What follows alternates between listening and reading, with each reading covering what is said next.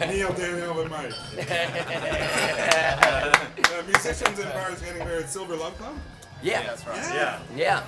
Right on, and it's Canadian Music Week. Yeah, absolutely. Right now. Yeah, so, okay, obviously you guys aren't Canadian. The accent gave it away. Yeah. No, I'm from Australia, from Sydney, Australia. So. This is Mike. How you doing, Mike? I am Mike. I'm great. It's good to be here. It's good to kind of have actually done some shows and played for everyone, and we love it here. We were here last year, and Toronto is just one of the sickest places to be, full stop. Love it here. Thank you for saying that. Nah, that's all right. Australia's I'm only pretty saying it awesome. because you're here. I'm only saying it because I'm here. No. Toronto rocks, I think. It does, indeed. And so, tell us about your band. So the band is Silver Love Club. These good-looking, sexy men right here happen to play in it. And Getting past some beer at the moment. cheers all around. Cheers all around. Hey? Cheers. So, take it. Too many? That's okay. Cheers. You can have one for him. It's the type of band we are. We give. Yeah. Typical Australians. You can never have too many beers. I like Airborne too. Yeah, they're cool. Oh, yeah. So, you got a new record? Yeah, I've got a new single just come out. Ghost Town is a single. It's a pretty kind of, actually for us, it's kind of like I guess like more of a political kind of statement. The tune itself. It's there's a lot of kind of stuff going on in Sydney at the moment. We're not really happy with our government over there. We kind of feel like they're a little bit too conservative most of the time, and not very inclusive of a lot of different minority groups and whatnot. But in particular as well, we just feel like they're very much nannying us as much as possible. They're kind of like coming down, creating all these lockout laws and like killing a lot of the social vibe that, we've always loved about, an international city like Sydney. It's been great, and it's kind of, we feel like it's kind of lost a bit of its identity over the past sort of few years since all that's gone ahead. No. It's still as beautiful as ever. It's just, So that's what the tune is about? Yeah, that's what the tune's about, the Ghost Town. Essentially talking about the fact that, when they started to introduce a lot of these things, and essentially run down a more corporate world instead of, like, allowing, what am I trying to say here? Creativity. Yeah, they're just kind of like, there's not as many places to play anymore, there's not as many bands going around, and it's just kind of, it's squashing all of that, and it's it feels like you're sort of being, like, just choked and not allowed to do your thing. So who wrote that? We all sort of wrote it. I think one of the initial ideas for the chorus, I think, you guys sort of jammed on it to begin with. So you guys write together? Yeah, we all write Together as a band? Yeah. So tell us about the process. So generally, like, there might be a jam that happens, and myself Al, myself Neil, myself Mike, boys together, someone will come up with an idea, and then it'll just kind of get thrown around the band to just expand on it. And as everyone expands, and it kind of takes shape over a course of time, and yeah, we all kind of flesh it out, and then we jam over it, record it down, and just then have a listen back, and just keep forming it until it shows itself, really. Right on. So who wants to talk about recording the new one? I will. Yeah, so we recorded it with Will Zeglis. He's a good mate of ours, and yeah, he just came up to us and just said, I want to record one of your tunes, and we had that one just recently written, so we kind of went for it, and it kind of brought me back to, like, recordings I've done in the past in London where they just turn it up, like they make it loud, and that's what he did to us, like. We had no idea. What's that? Yeah. Turn it up. Hit that note. Yeah, so he just kind of turned it up and made it rowdy and brought out the best in us. We love what came out of it. It's really cool. Right up. We also recorded that. I also want to say, like, we recorded it in this, like, World War II bunker, right? That's kind of like been transformed into a studio. Like, it's incredible. It's like literally like this concrete sort of half a cylinder. Yeah. Does that even make sense? Yeah. So this concrete half a cylinder, you just kind of walk in there and I don't know, it's awesome. It's like a concrete half cylinder. I think we call those hockey pucks. Hockey pucks. Hockey, what's that? Go the Leafs. It's all good. Go the Leafs. Go Did they win? Leafs. Did they win last night? Did they win? Do we know? They lost last night. Disappointing. That's all right. They still got time. It's all right. All right. So where have you played? Where have you enjoyed playing other than Toronto? Yeah, well, Toronto's great. I mean, we here right now, like obviously we're in Toronto for Canadian Music Week, and we played some killer venues. Like the venues themselves over here are brilliant. But we're hoping to come back in September and go across the country. That's the aim right now. It's what we're trying to work out. And if it doesn't happen, it's our manager's fault. He's sitting over there, so I'm telling him right now. But other than that, we've get that on camera. Yeah.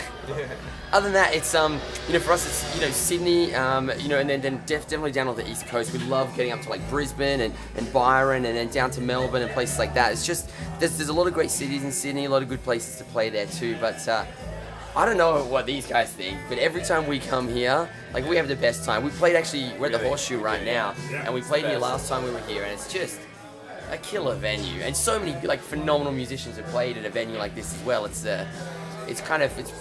pretty nice to follow in their footsteps. Stompin' Tom is a good old Canadian who did a movie here. Yeah? Like it's got to be a full-length movie. It's amazing. Stompin' Tom. Stompin' Tom. Oh, we're checking that out for sure. That's the name of the film. I'll send you the link. Yeah, cool. It's awesome. Yeah, this place goes down in history, man. It's Canadian history. Yeah. You got any places like that you've played at back home? Real historic venues? A lot of places are sort of dying. Our first ever gig as a band was actually at the Basement in Sydney, which is a pretty well-known. It used to be like a jazz club traditionally, and it's kind of like moved on to be a lot of different, more an eclectic taste. But you know what? Going back to kind of the disappointing political nature we were talking about before, a lot of these venues are closed down because they just can't function under the sort of restrictions and laws that the government keeps placing on them. There's a very high turnover of venues. Hence touring elsewhere. 100%. But there is one venue in Sydney that is our favorite place to play. It's a place called Frankie's. It's like a dive rock and roll bar. It's like you walk in there, they've just got like posters from everywhere and all different times all over the walls. They also make a mean pizza. Like it's a sick venue to play. Yeah. Cool. All right, who do you like? What kind of bands do you like? Well, I like a whole bunch of bands, but there's a few that we've been really digging since coming to Canadian Music Week. Like a few Canadian bands that we're loving. We actually did a gig with a bunch of guys named the Honest Heart Collective. I think they're from Thunder Bay. Bunch of dudes. They're legends. They're nicest people in the world, and their live show's phenomenal. We also did a gig with this band from Winnipeg, Paisley from Winnipeg, and once again, young guys, just killer, like great set, great sound, and again, nice people. That always makes a difference. But on stage, they're phenomenal and they're really cool. But that's for me, a couple of dudes. Yeah. North Bay, huh? Yeah. It's almost as far as Oz. That's right. There's another cool band, Texas King, I think, that played at our first gig at Adelaide Hall. Yeah. They were really cool. The singer had a really great voice and really kind of passionate vocal, but it was like, it was good to hear. Really soulful rock, which was, it was just done really well, and they kicked ass as well. Texas King, I'm going to mention one more. There's a band that we're going to go see tonight. I think they're from Vancouver, called Youngblood, and we actually saw them in Australia. They came for a festival down in Australia and played, and they were absolutely brilliant. They're playing tonight as well, so we're going to go check them out tonight. But they're a killer band too. We hope, hopefully when we come to Canada, do our mad tour that our manager's going to organise for us in September. Hopefully we'll be able to hit all those places and get to play with them, because they're bands that when you listen to them, we. Just got the finger from our manager. He's an arsehole. I'm gonna pan over now. I'm not an asshole. Lead singer. Of course he'd say that, but we know what's true. But hopefully when we come back, they're the kind of guys we want to play with, just because we love their music so much, and that inspires you when you see other bands that are, they're trying to break it, trying to make it and do their thing, and they're pushing as hard as we are, as hard as any of the other bands that are here, just to try and get the music that we believe in out there, and all those other bands are doing the same thing. That's kind of why we love them. So how'd you guys form? Tell us about the early days. Well, I guess it goes back to Mike and Dan, these two. They've been friends since high school, I think. And always played together in multiple bands. And I came into the picture via actually my bass teacher at the time was playing in a band with them. So then he said, I have this band, do you want to play bass? Of course, yeah, sure. And then that's how I met these two. And Neil, our drummer, Went to uni with me actually. yeah. We met at uni. And then formed a bond, and now play music together. I met Neil for the first time throwing up out the front of a kebab shop in Sydney. And after that, we knew we had to be friends forever after that. Actually, I think that night as well, Dan was driving, and I'm pretty sure Dan drove Neil home that night. And the first time, and then Neil threw up in Dan's car as well. That was the first time I took him out. He threw up in the front seat of my car, and then Friends for life. it. He bolted. He ran home. Yeah, I think when you vomit in someone's car, it's a bond for life. That one. Try it. No doubt. Try it. You want to win a friend? Doesn't work so well on a date. Yeah. Try it. Try it. Well, that's why he's our drummer and not my boyfriend. All right. Any challenges on the latest recording? It was a rushed process. Yeah. Like the way that it sort of came about, we had recorded a few tracks with Vienna People, with our good friend Michael McGuinn in a studio called Vienna People in Sydney. And they all sounded amazing, but we had this one other track and we'd finished doing the tracks that we paid for with him. So that's when Will came into the picture to record Ghost Town, but it sort of got sprung on us with really short notice. So that was a challenge about it, is that we had this song, but we hadn't had a lot of time to really rehearse or anything. So there's this pressure I found. Yeah, definitely. It was definitely a lot of pressure to actually get it done. But I think the good thing was is that Will himself like brought the best out of it all. You know, like he kind of sat down and went, you know, really like we were nervous going into it, you know, but then he sat down and like went, nah, guys, we're right. Do like this, like this, like this, and he kind of brought this confidence out of us. I guess when we went in with little confidence, he brought that out of us and, you know, made ultimately a track that we're all super happy with. You know, a track that we're really happy just to get out and for people to hear, which is awesome.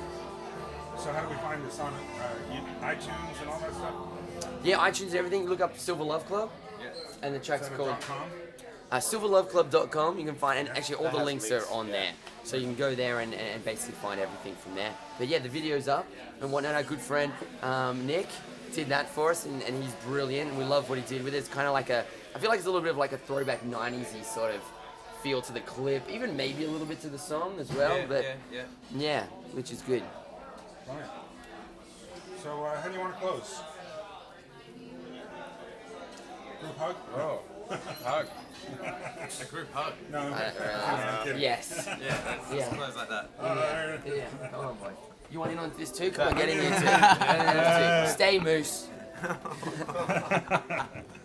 All right. Silver Love Club. Thanks, Billy. Thanks for being on Musicians in Bars Getting Beer. Cheers, guys. Hey, cheers. Cheers. Cheers. Cheers.